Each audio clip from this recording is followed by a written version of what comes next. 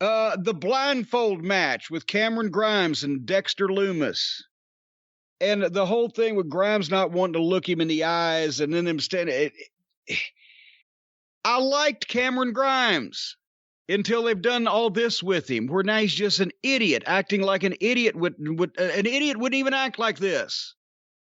And he was doing this match stipulation, which is a goofy stipulation. He was doing it goofy immediately.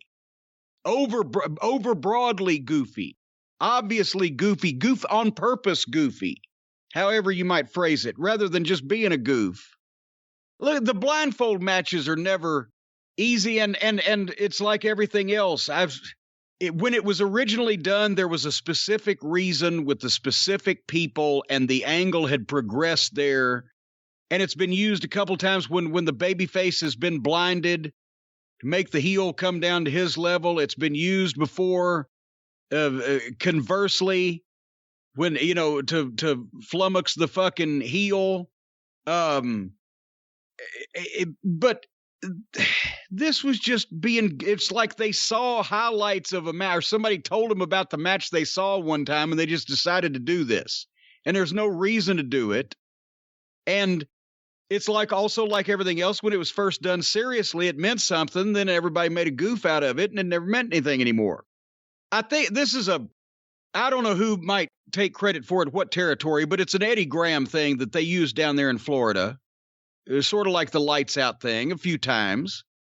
But it's to be serious. It's when they start, they've set up a reason why that both these guys are going to be blindfolded. And then the standard way to do it is the heel cheats. He'll at some point he's going to peak, and he's going to be able to get an advantage on the babyface after the initial feeling out period. But then the people are going to be mad. So then the babyface is going to figure out that if he sticks his finger out and points, the people will tell him. And then if he points and it's at the referee, they go, no, points at nothing, no, he points at the heel, yeah, and then he starts going that way, but the heel doesn't know what he's doing because he's supposedly blindfolded. So he's hearing the people cheer and wonder what the fuck is up and blah, blah, blah.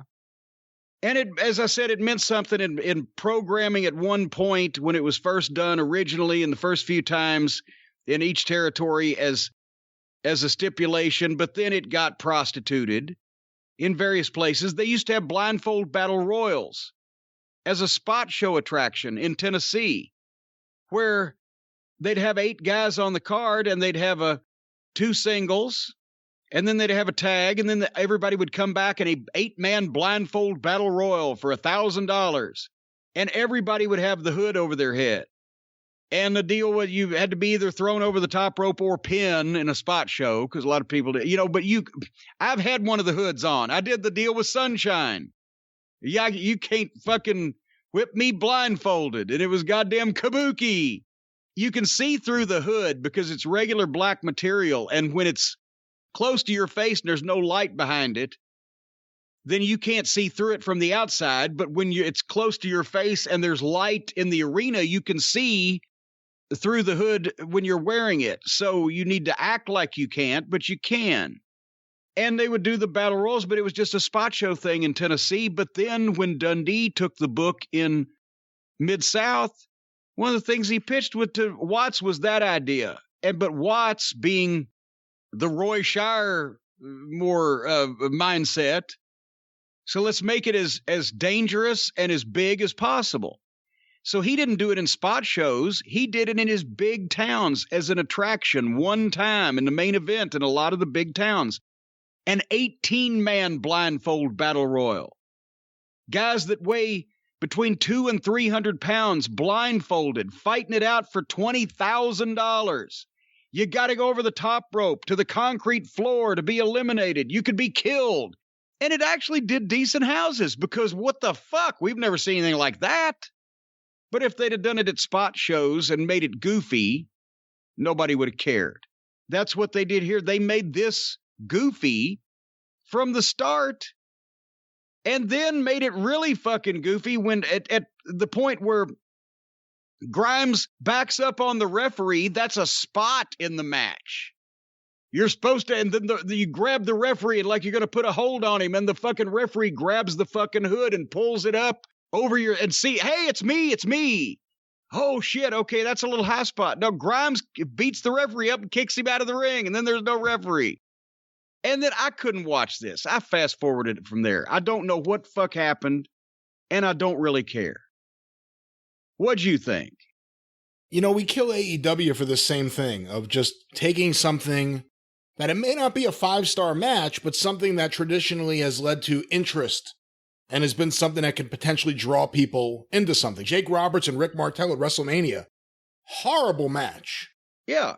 Everyone in that building was totally into it. And when Jake was doing the pointing, they were all yelling, he's there, run, or whatever they're yelling. When done, it's supposed to be effective. It's supposed to mean something. They literally just threw this on the show. This is what AEW does. We're going to have a bunkhouse match. We're going to have a blindfold match. It's a waste of a stipulation. I agree that Cameron Grimes has gotten sillier. I still think he's really talented and really good. I do too. I don't blame him for their bad creative. Yeah, but he's making the best of it that he can. Look at that whole show. They have no idea how to make a good show. NXT was a lot better a year ago. It was better 2 years ago. What's happened? What changed? It went on USA Network and went to 2 hours. It was better 3 months ago. At one point, about a month or 6 weeks ago, I said, well, this is the best wrestling show I've seen, and I don't know how long. Anyway. Regal and Damian Priest and Leon Ruffin were in the back, and that's where Leon Ruffin is telling him. And Priest was even being natural here, just with what the little they had given him to work with. Hey, I didn't mean to be joking around too much, blah, blah, but he seems natural when he's speaking. But then, and old Leon slapped him.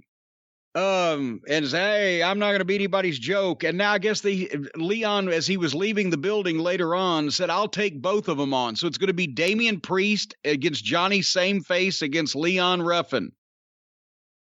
Fuck. It should be a handicap match for 4 minutes with Damian Priest against the other two. But anyway, even in this stuff, Priest comes off like he's not play acting. The next match was Indy Hartwell and Mrs. Sameface against two girls who could walk under the top rope without ducking. What were your thoughts? I hope you don't mind, but I executed my fast-forward rule. Very good. I don't really care much about Mrs. Sameface, and no one in this match appealed to me. I've hated everything they've done with Gargano and his wife since they started doing the at-home vignettes. I have no interest. Well, I executed the fast-forward rule of two girls who could walk under the top rope without ducking. But the next match, Arturo Ruas against Kushida. And at this point, now look here, we've come in halfway, I have at least, between Leon Ruffin and Johnny Sameface. It was what it was. We had a stinky blindfold match. We had a stinky girls match that wasn't worth watching, and now we get Kushida, who Delta still hadn't found his bag with his wrestling tights and gear, against the guy making his apparent television debut. I wrote, how about Tits McGee and his brother Putz against Joe Nobody with his best friend Al? And I executed the Tits McGee rule and fast-forwarded through this too, because they got to give me something to work with here. What'd you think of it? Kushida's your boy. I wouldn't say he's my boy. I didn't know Tits McGee and Putz McGee were brothers. That's a big revelation here. They did like a little video vignette before the match showing, what was his name, Ruas? Ruas. And I was like, oh, who's this? This guy looks like a little bit of a badass. So naturally he loses to Kushida. Yeah, that's what I'm saying. The other guy got beat by a grade schooler. And look, Kushida's a very talented guy in the ring, but ever since just you pointed it out, people can do these moves. Will you let me finish? I'm not disagreeing. Because what I was going to say is, ever since you brought it up, all I could focus on is how small he is now. And he was noticeably smaller than Ruas here. So, I don't know. All right. I was going to say NXT is losing me. NXT hasn't had me.